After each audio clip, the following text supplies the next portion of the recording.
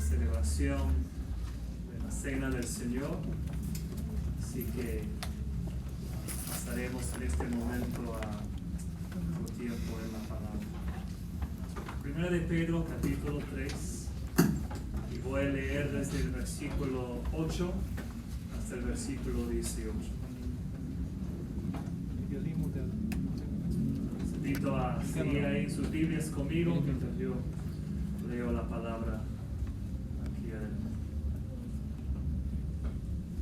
La palabra de Dios dice así: finalmente, ser todos de un mismo sentir, compasivos, amándoos fraternalmente, misericordiosos, amigables, no devolviendo mal por mal ni maldición por maldición, sino por el contrario, bendiciendo, sabiendo que fuisteis llamados para que heredaseis bendición.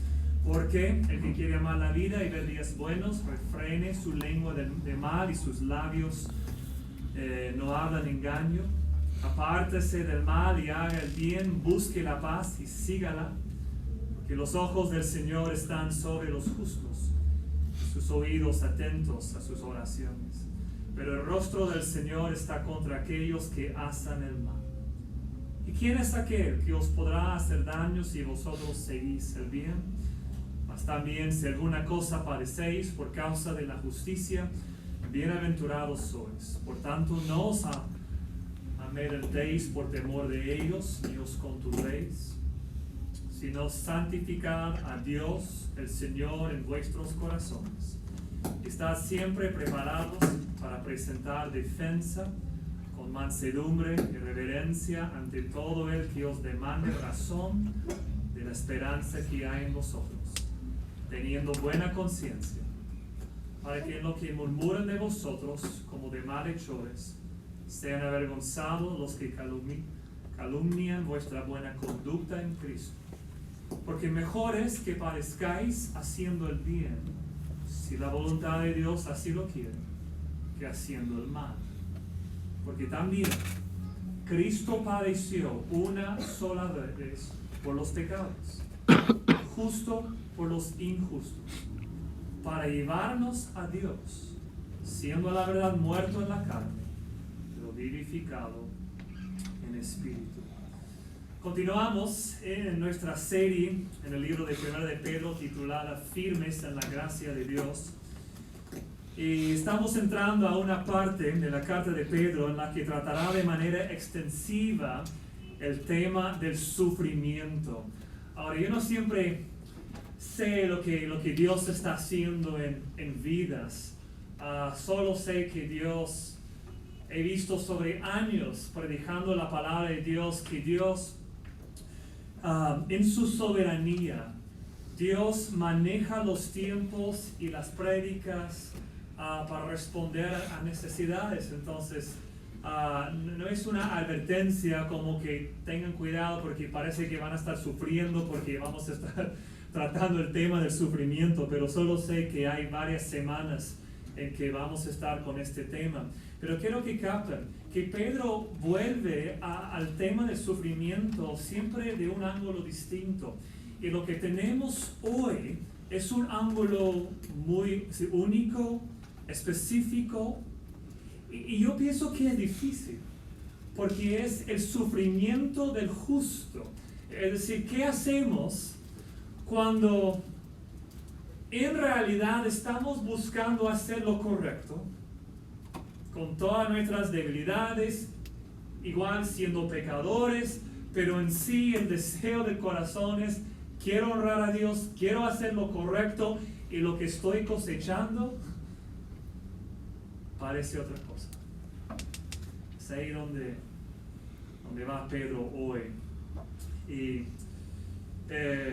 vamos directo a la primera idea central aquí que el texto nos presenta: el llamado a la justicia.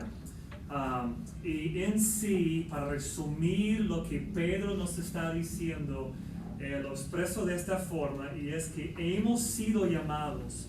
Pedro nos está llamando a vivir de manera justa. Y son varios versículos, incluye una cita del Salmo 34. No hay manera de escaparnos de esto, de que Pedro nos está llamando a una vida justa. Ahora, el primer llamado, versículo 8, en el primer llamado, Pedro se dirige a nosotros pensando específicamente en la iglesia. Y quiero que vean ahí el versículo. Son 5 cosas a las cuales Pedro nos está llamando. Voy a leerlo. Finalmente, ser todos de un mismo sentir, compasivos, amándonos fraternalmente, misericordiosos. Y de ahí dice amigables. Ahora, hay un tema del texto mismo que es que tenemos la Biblia en español porque hay varias series de manuscritos originales en el griego, y algunos de ellos tienen la palabra amigables, o la palabra griega que se traduce amigables, y otros manuscritos tienen la palabra humildes.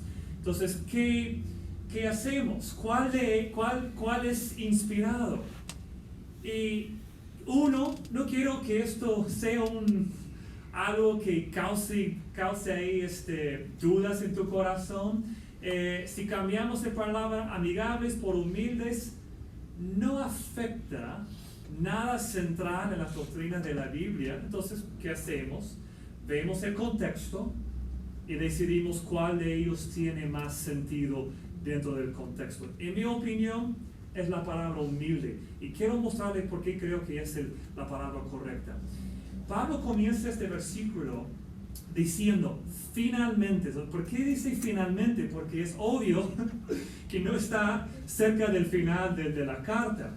Entonces, él dice finalmente porque en su mente él está cerrando una sección ahí, que comenzó, creo yo, más adelante en el capítulo 2, donde comenzó a dirigirse hablando de sumisión, hablando de una sumisión que como creyentes nos corresponde, sumisión a las autoridades políticas, sumisión de los criados a sus amos, los empleados a sus empleadores, sumisión en la familia, en el matrimonio, la esposa al esposo. En cierto sentido, sumisión de parte del esposo a las necesidades de su esposa, versículo 7 ahí, vosotros maridos igualmente, vivid con ella sabiamente, dando honor a la mujer. Eso es, en cierto sentido, es una sumisión de lo que el hombre, el esposo quiere, pensando en ella. Y explico eso porque quiero que vean la transición al versículo 8. Pedro está con el mismo concepto de sumisión y ahora en el versículo 8 está pensando específicamente, creo yo, en la iglesia. Y la iglesia lo vemos porque como creyentes, lo vemos primero porque comenzando en el versículo 9, es obvio que él gira de pensar en la iglesia y pensar en cómo tratamos con otros fuera de la iglesia. Lo veremos en un momento. Pero en el versículo 8, él está pensando en otros creyentes. Cómo vivimos en la iglesia. Cómo vivimos con otros hermanos en Cristo. Ahora, he puesto en ese diseño los términos para que vean lo que Pedro está haciendo aquí con los cinco términos. Dice primero, un mismo sentir. Luego, compasivos. Y creo yo que él está apuntando al tercero que está ahí en el medio, amor fraternal, y de ahí como que regresa repitiendo lo que explicó con cada uno. Así, compasivos y misericordiosos son muy semejantes. Aún los términos griegos son muy semejantes. Es casi imposible discernir si él está hablando de dos cosas tan distintas. Es el mismo concepto. Ahora, él comienza con un mismo sentir, llamándonos dentro de la iglesia a que tengamos unidad en cómo tratamos los unos con el uno con el otro, cómo consideramos a otros. Y lo podemos ver de esta manera. Si preguntamos, ¿qué es lo que produce un mismo sentir? Ahí tomamos un paso, compasión. Es decir, si realmente hay en nosotros, aquí en esta iglesia, en el corazón de cada uno, una compasión profunda, el resultado será que no nos sale tan difícil tener un mismo sentir. Ahora, compasión tiene una dirección que incluye a veces los fuera de la iglesia, pero amor fraternal, lo expresa en el versículo 8, amándoos fraternalmente, eso es un amor que tiene que ver con otros hermanos en Cristo. Es ahí donde capto que él está hablando de cómo nos tratamos dentro de la iglesia. Y de ahí regresa misericordiosos y humildes, que la conexión con un mismo sentir y humildes se entiende de esta manera. Lo que produce un mismo sentir es compasión, misericordiosos, ese amor fraternal, y se puede verlo de esta manera. El resultado será, es decir, ¿qué es lo que produce en sí un mismo sentir? Esas cosas, pero la base es un corazón humilde. Por ejemplo, podríamos haberlos puesto en un orden reverso. La humildad produce misericordia, compasión, amor fraternal, y un resultado último sería un mismo sentir. Ahora, pongo la pregunta en la cancha tuya.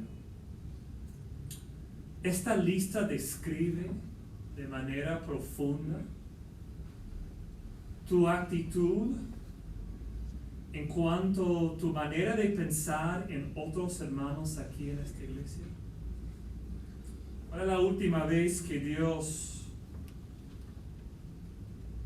llenó tu corazón con compasión por otro hermano o hermana en esta iglesia, tanto que tomaste la decisión de hacer algo?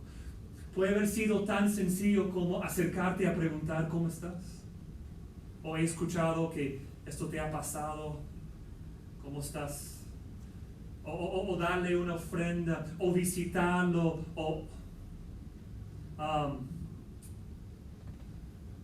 otra pregunta. Cuando vienes aquí los domingos, la palabra humilde, el término griego ahí nos apunta a que pensamos de manera humilde. Llegas los domingos pensando en verdad que yo no soy la persona más importante aquí hoy. Yo vengo con el fin de aprender y servir. Si Pedro está ahí llamándonos a esa sumisión, y digo sumisión porque en la manera en que fluye el texto de esta carta es sumisión a las autoridades políticas, así, y todavía está en el corazón de Pedro esta sumisión. Yo creo que él gira en el versículo 9 para comenzar a hablar de fuera, de otras cosas, pero todavía nos está hablando en términos de sumisión. Es decir, esta lista demanda una sumisión, no solo a Dios, no solo a las autoridades políticas, no solo la esposa a su esposo, el esposo a las necesidades de su esposa, sino también a otros en la iglesia. Es decir, compasión significa que me someto a las necesidades de otras personas, tomo sus necesidades como las mías. Me someto a pensar que otros son más importantes que yo, humilde. Y someto mis opiniones a las opiniones de otros para que haya un mismo sentido. Ese tipo de sumisión Pedro nos está llamando. En segundo lugar, comenzando en el versículo 9, vemos que Dios nos ha llamado a una vida justa, no solo dentro de la iglesia, sino también en el mundo. Y mira el versículo 9, porque Pedro gira y nos habla, y aunque esto puede pasar en la iglesia, creo que Pedro tiene en mente, hablando a creyentes viviendo en un mundo difícil. Versículo 9, no devolviendo mal por mal, ni maldición por maldición, sino por el contrario, bendiciendo, sabiendo que fuisteis llamados para que haces bendición. Ayer estuve manejando el carro volviendo a mi casa después de haber salido. Y me pasó algo que me pasa con algo de frecuencia. Vi a un señor en su carro ahí un poco adelante mío. Estábamos todos girando aquí a la izquierda y los carros no avanzaban como este chofer quiso. Y él comenzó a gritar cosas feas, ¿no? Y yo vi la situación y yo vi una injusticia. Porque él está gritando a la gente que no puede hacer nada, porque son otros carros delante de ellos que tienen el problema, ¿no? Entonces, los que están escuchando sus lisuras son los que no tienen la culpa. Y cuando yo veo algo así, no sé cómo es en tu caso, pero eso me molesta, ¿no? No me gusta. Y los pensamientos que fueron a correr en mi mente era que yo quería gritarle algo. Pastor, ok, soy así, no soy tan diferente, soy pecador. Obviamente no lo dije.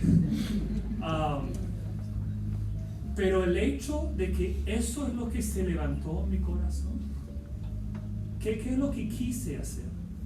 Quise hacer lo que Pedro dice que no debo hacer, que es devolver mal por mal, maldición por maldición. Y en el mundo, en el trabajo, en la calle, a veces en la casa, es lo que con bastante frecuencia hay oportunidades para responder mal por mal. Y una de las cosas que caracteriza más a la enseñanza de Jesucristo, lo que fue ofensivo para el mundo a lo cual Él llegó, al mundo guiado por la religión de los fariseos, era que Él siempre decía que a nuestros enemigos nos corresponde amarlos. Y cuando Pedro dice esto, simplemente está repitiendo lo que él personalmente aprendió de Jesucristo. Y lo que vemos que Cristo hizo en todos los casos, siempre devolviendo bien por mal y bendición en vez de maldición. Y ahora, Pedro no lo deja solo con lo que dice en el versículo 9, sino que de ahí agarra un salmo, el Salmo 34, y comienza a citar el salmista David aquí, versículo 10. Porque el que quiere amar la vida y ver días buenos, refrene su lengua de mal. Refrene su lengua de mal. Refrenar es un verbo. Significa tomar una acción, y en este caso es tomar la decisión, la acción de no hacer algo. Es refrenar.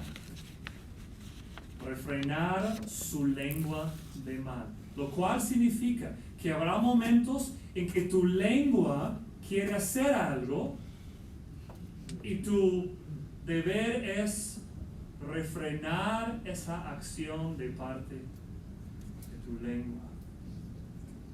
Sus labios que no hablan engaño. Es casi imposible mentir sin abrir la boca. Sé que hay otras maneras de engañar, pero mentir es una palabra y sale de la lengua y de los labios. Y yo entiendo que estoy repitiéndome aquí, pero quiero que vean que Pedro está hablando de partes del cuerpo. Bueno, está citando a David hablando con lengua, labios, más adelante ojos. Sigo ahí, y apártese del mal, versículo 11, haga el bien, acción, busque la paz y sígala, versículo 12, porque los ojos del Señor están sobre los justos y sus oídos atentos a sus oraciones. Piensa por un momento lo que David y Pedro repitiendo lo está haciendo. Cogió dos partes del cuerpo, labios y lengua, y de ahí coge dos partes del cuerpo aunque está hablando con imágenes, ¿no? Ilustraciones aquí, pero de Dios, sus ojos y sus oídos. Y quiere mostrarnos algo, quiere que captemos algo que en un sentido es poético, pero usa la poética, lo poético para mostrarnos algo, para que podamos sentir algo profundo, que nosotros tendemos a usar nuestro cuerpo, en este caso el labio, o los labios o la lengua, para maldecir. Es nuestra tendencia humana. Y ahí está Dios. Y que Dios también está usando su cuerpo. Aunque el Padre no tiene cuerpo, pero es para mostrarnos esta conexión, la ilustración. Sus ojos están mirando al justo. Están buscando ahí, poniendo su vista sobre los justos. Y su oído está atento a las oraciones también ahí del justo o de los justos. Entonces Pedro nos está apuntando a que vemos esa realidad. Que mi tendencia, usar mi cuerpo para mal. Y Dios, para bien. Y Él nos está llamando a darnos cuenta de esa realidad y coger el ejemplo de Dios mismo ahí. Nos está llamando, mira por ejemplo el versículo 11, lo dice de manera directa: apártese del mal, haga el bien, busque la paz y sígala. Ahora mira los versículos 12 y 13. Y aquí Pedro nos dice de manera directa esto: buscamos la justicia porque creemos, y debemos buscar la justicia, buscamos la justicia porque creemos que Dios bendice a los justos y castiga a los malos. Porque los ojos del Señor están sobre los justos, sus oídos atentos a sus oraciones. Es decir, nos está diciendo, Dios bendice a los justos. Él los ve, los escucha. El rostro del Señor está contra aquellos que hacen el mal. Si haces el mal continuamente, lo que debes esperar es que de alguna otra manera vas a sentir que el rostro de Dios está en tu contra. Versículo 13. ¿Y quién es aquel que os podrá hacer daño si vosotros seguís el bien? Ahora, algunos interpretan el versículo 13 de esta manera, como que él está hablando de las cosas en general. Es como que si hago el bien, la gente me va a tratar bien. Yo pienso que hay algo más profundo aquí. Porque en el contexto del versículo 12 es obvio que Pedro está pensando en Dios, en lo que Dios hace. Y creo que él está diciéndonos lo que Pablo dice en otro momento, que si Dios está con nosotros, ¿quién contra nosotros? Es decir, si hago el bien, si mi vida muestra, da evidencia de que pertenezco a Dios, que soy de Él, entonces Dios está conmigo y no debo temer lo que otros pueden hacerme, porque pertenezco a Él. Es en este punto que viene una pregunta, y Pedro tiene la pregunta en su mente y de ahí responde. La pregunta la voy a formar de esta manera. Es como que alguien diga, estoy buscando vivir de manera justa, pero en vez de recibir bendición, recibo sufrimiento. Estoy buscando hacer lo correcto y no me va bien en la vida. Estoy sufriendo. Y la pregunta es, ¿qué tiene que decir Pedro? ¿Qué es lo que dice ahí? Y son tres cosas. Aquí llegamos al corazón de este sermón, y el corazón de este texto, de esta parte aquí. Y quiero que vean estas tres cosas, son claves. Uno, miramos ¿qué hacemos? Miramos más allá. Si Dios nos está llamando a mirar más allá de nuestro sufrimiento, a la bendición de nuestra esperanza. Lo digo otra vez. Nos está llamando a mirar más allá de nuestro sufrimiento, a la bendición de nuestra esperanza. Mira el versículo 14, y el terminado: bienaventurados sois, mas también si alguna cosa padecéis por causa de la justicia, bienaventurados sois. Si alguna cosa sufres por causa de la justicia, estoy haciendo bien, estoy cosechando mal. ¿Cómo lo explico? Pedro primero, no es la única respuesta, son tres, son poderosas, es uno tras otro, pero la primera que hace, levanta nuestros ojos para ver más allá de nuestro sufrimiento. Mira el versículo 9, lo dice otra vez, la última frase del versículo 9, sabiendo que fuisteis llamado para que heredases bendición.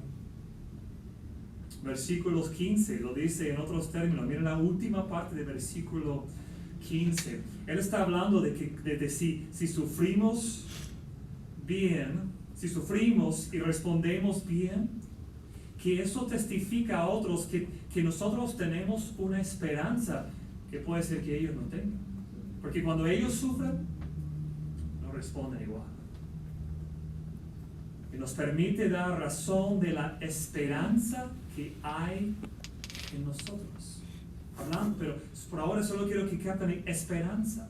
Entonces, Pedro está repitiendo que este concepto, lo que he puesto ahí en la pantalla, que no miramos solo este momento. Como vimos ahí, Pedro hizo lo mismo cuando habló a las esposas, lo que vimos la semana pasada. Si las llama a mirar más allá de solo la dificultad de vivir con él, con tu esposo, y entender que tu sumisión no tiene que ver con él, aunque sí, pero no, tiene que ver con que soy hija de Sara. A eso Dios llama a las damas, a levantar su perspectiva, a ver más allá de solo el momento, para entender el momento, el ahora, en este contexto, y está haciendo lo mismo acá. Primero es mirar más allá de nuestro sufrimiento a la bendición de nuestra esperanza, pero él va más allá y va más práctico. Y en segundo lugar, respondemos. ¿Y cómo responder? Respondemos de maneras, nos está llamando a responder de maneras que demuestran que realmente creemos que Dios nos va a bendecir. Una cosa es decir, confío en Él, ok, Dios te va a aprobar, y te va a aprobar permitiéndote sufrir. Y de ahí es ver, ¿qué sale? ¿Cuál es el resultado de tu vida cuando te toca sufrir? No es ninguna prueba. Si todo te va bien y vienes aquí y cantas gozoso, etc., no es ninguna prueba. La prueba viene cuando te toca sufrir, aún más cuando es sufrimiento injusto, y respondes de manera correcta. Esa es la prueba. Ahora, en el versículo 14 hay detalles claves ahí. Mas también si alguna cosa padecéis por causa de la justicia, bienaventurados sois. Por tanto, no os amedrentéis por temor de ellos, ni os conturbéis. Hay dos cosas muy, muy poderosas ahí. Pedro nos está diciendo esto. Es como que alguien se acerca a Pedro y dice, estoy sufriendo y estoy buscando hacer lo correcto. Explícame, Pedro, por qué estoy sufriendo. Y él vuelve y dice, bueno,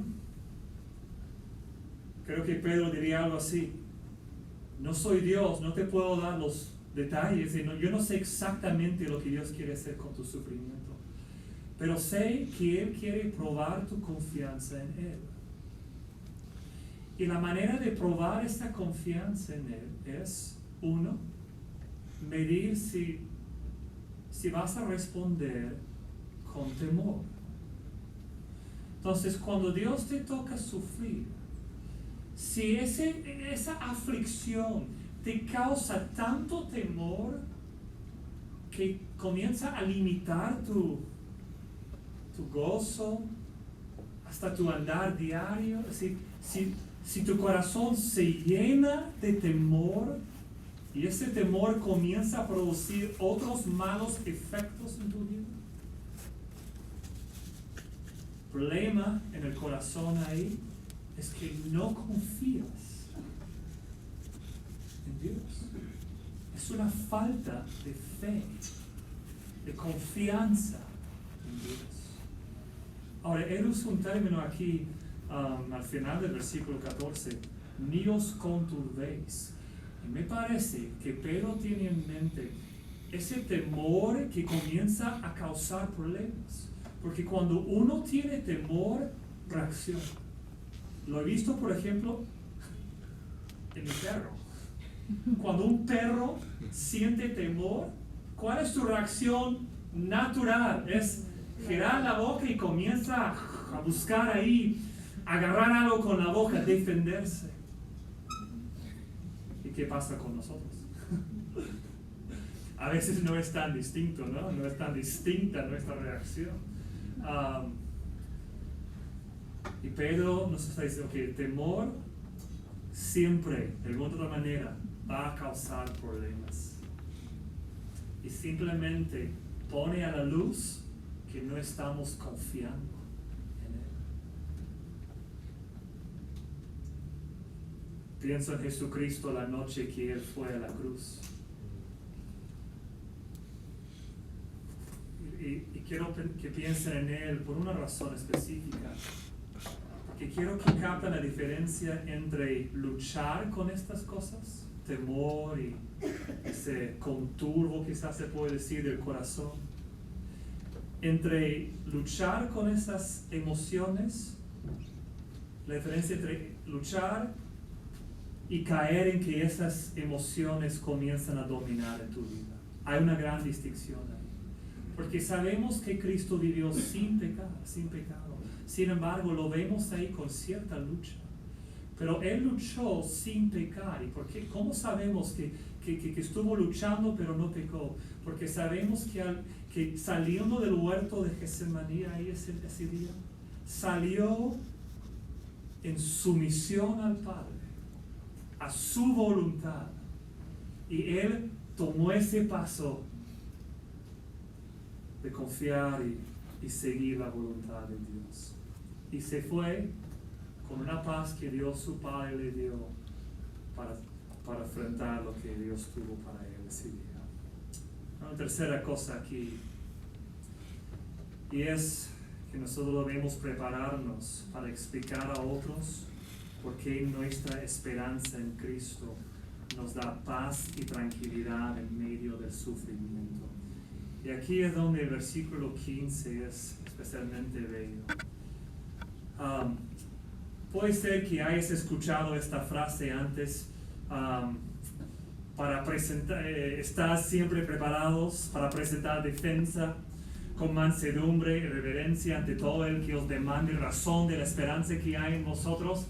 Y cuando yo pienso en esta frase, mi tendencia ha sido de pensar, ok, tengo que prepararme para aprender versículos para poder contar el evangelio a alguien.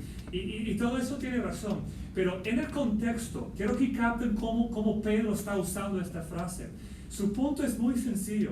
Y es que cuando un cristiano sufre, cuando le toca algún tipo de aflicción, y la reacción de su vida, ¿sí? El testimonio de su vida no es que le saca de cuadro, no es que comienza a perder su camino, no es que el temor le llene, no es que su vida comienzan a salir malas decisiones que causan otros problemas, nada de ello, sino cuando el creyente responde a esas aflicciones con paz, confiando en Dios, tranquilo, dejando las manos de Dios, esas cosas, orando más, acercándose más a Dios, aún el mundo se da cuenta.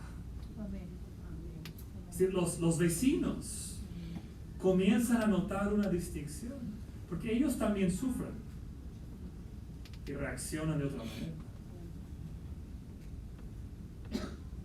Si nadie te pregunta, explícame la esperanza que tienes. ¿Cómo puedes responder frente a esa dificultad sin que te cause enojo, rabia? Mira lo que esa persona te ha hecho. ¿Por qué no reacciones como yo? Si nadie te pregunta eso, puede ser que observan las mismas reacciones pecaminosas en ti que ellos también tienen. ¿Sí? Su punto es, ¿te toca sufrir? ¿Respondes bien? Y alguien te pregunta, ¿cómo tienes esa esperanza? Y eso abre la puerta para decirlos.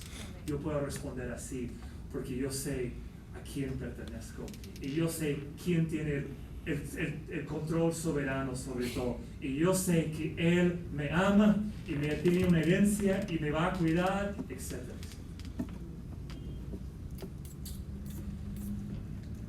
Uno dice, sí, me estoy tratando de vivir bien, pero el sufrimiento que Dios ha permitido en mi vida me hace muy difícil responder bien. Tú dices, Tim, no soy muy bueno para mirar más allá del sufrimiento y la esperanza de la eternidad. Me da temor, me da ansiedad. A menudo reacciono pecaminosamente. Sé cómo debo reaccionar y no encuentro en mí el poder. ¿Qué puedo hacer? Y quiero guiarles al versículo 18.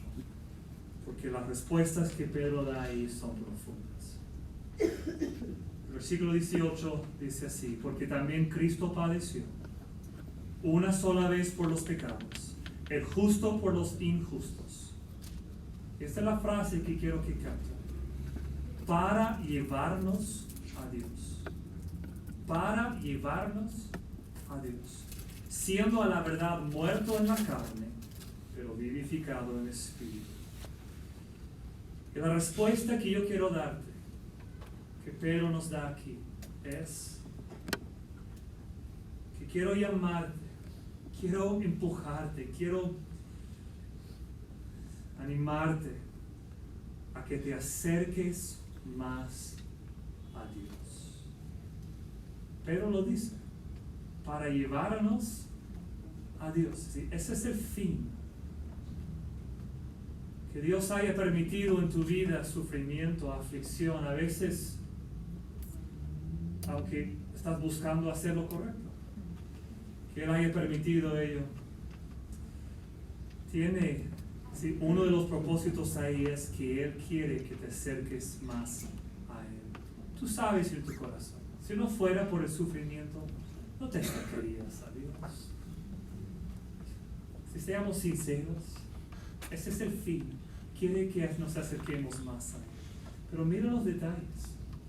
Porque cualquier persona puede pensar, ok, entonces voy a orar. ¿Pero a quién? A Dios. ¿Qué Dios? El Creador. Ok. Pero Pedro va más allá que solo Dios el Creador. Mira, Él quiere llevarnos a Dios. Pero era necesario algo. Y era necesario que ese mismo Dios viniera para tratar la raíz de nuestro problema. Sería como un doctor que tú te acercas a su consultorio y le explicas tu problema y te escucha y te muestra un montón de compasión y de ahí te dice, oye, espero que te mejoras y te mande a casa. No, eres doctor. Si tú tienes ojalá la posibilidad de encontrar la raíz de mi problema y ayudarme a encontrar el remedio. ¿Cuál es la raíz de nuestro problema? Lo que está detrás de todo es que nosotros, aunque nos gusta pensar que somos los justos sufriendo injustamente, en realidad, más más somos los injustos. ¿Sí? ¿Cuál es el rubro que nos corresponde? Nos gusta pensar que somos los justos. El testimonio de nuestras vidas es que muchas veces estamos en el otro rubro. Y era necesario que Dios mismo viniera para morir en nuestro lugar. Cristo padeció una sola vez. ¿Por qué? Porque tuvo que sufrir el verdadero justo. Porque nosotros somos injustos. Y cuando nos humillamos para verlo así, Dios comienza a mostrarnos, no tenemos nada. Merecemos peor de lo que Dios está permitiendo en nuestras vidas. Merecemos el infierno. El infierno es 1000 veces el sufrimiento que tienes ahora. Y eso ni lo he expresado con todo lo que es. Es decir, somos los injustos y Cristo vino y murió por nosotros. Y mira lo que esa verdad hace. Levanta nuestros ojos a ver nuestra realidad. Es decir, estoy sufriendo y puedo aguantarlo. Y porque entiendo cuál es mi lugar. Yo soy el injusto y un verdadero justo vino y murió en mi lugar. Y cuando veo esta realidad, ahí veo que a Dios deseando que yo corra hacia Él. Él murió en mi lugar. El justo murió por yo el injusto. Y sus brazos están abiertos para recibirme y consolarme y ayudarme a pasar el sufrimiento que me toca ahora. La última frase nos apunta a los detalles que es: Él murió, versículo 18, muerto en la carne, vivificado en espíritu. Su muerte y su resurrección hizo posible que yo me acercara a Él. Pedro tiene en mente, creo, dos direcciones, y con esto termino y vamos a orar al Señor. Uno necesita acercarse a Dios por primera vez. Hay una primera vez. Y esa primera vez es cuando Dios abre tus ojos a ver que tú eres el injusto. Y que el justo murió en tu lugar. Y es la única manera de acercarte a Dios. Y te conviertes a Cristo. Recibes a Cristo. Llegas a ser salvo. Si eso nunca te ha pasado, a mí me encantaría sentarme contigo después a conversarlo y ayudarte a llegar a esa primera, acercarte a Dios. Y el otro es que nosotros necesitamos a diario acercarnos a Dios. Y siempre es por el mismo camino, que es veo que soy el injusto. Y veo que Él es el justo. Y me acerco a Él arrepintiéndome de buscar yo hacer todo, de buscar yo vivir mi propia vida, buscar encontrar mis propias soluciones para las aflicciones en las cuales me encuentro. Y dejo las cosas en la mano de Dios. Y me acerco a Él otra vez a base de Cristo. Espero que eso sea nuestra manera diaria de acercarnos a Él. Él es justo, que murió por nosotros los injustos. Padre, con estas verdades en nuestras vidas, en nuestros corazones, te pido que nos permites acercarnos a ti hoy, a esta mesa, a recordar tu sufrimiento y tu muerte por nosotros, ya llenos de amor hacia ti, de gratitud hacia ti, y llénanos de ti de manera verdadera y profunda, tomando aquí el jugo, comiendo aquí el pan, recordando tu